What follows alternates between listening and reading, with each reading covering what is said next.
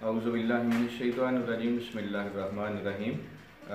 हमारा चैनल देखने वाले हिकमत और अमलियात सब दोस्तों को अस्सलामु अलैकुम। और आज का जो बेहतरीन नुस्खा है जिसकी वक्त की ज़रूरत है जिसके लिए वो है पत्थरी के लिए। पत्थरी खा गुर्दा में हो या मसाना में, तो उसको ख़त्म करने के लिए, पत्थरी को तोड़ने के लिए बेहतरीन जो नुस्खा है वो पेश कर रहे हैं।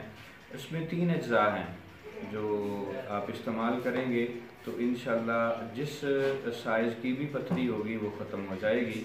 तो उसमें पहली चीज़ जो है वो है हब्बुल कलहत यानी कलहत्ती के बीज।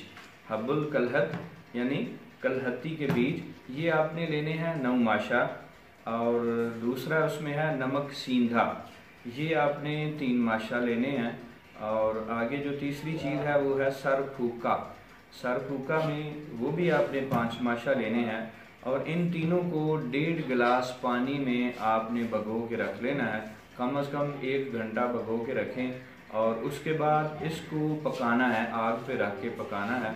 तो कम से कम हल्की आग पे, जितनी नरम आंच पे आप इसको पकाएंगे तो अद्वियात का जौहर जो है वो पानी में आ जाएगा।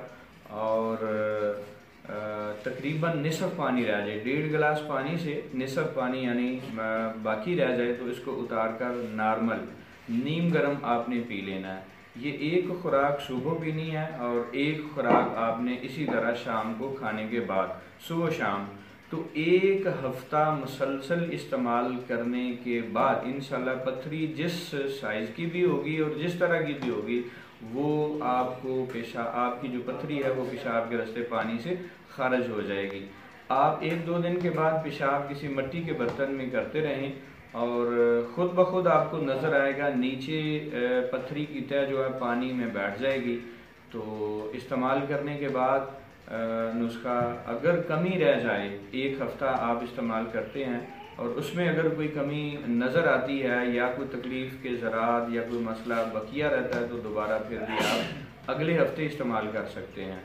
लिहाजा ये नुस्खा इस्तेमाल करें, इंशाअल्लाह आपको बहुत ज़्यादा फ़ायदा होगा।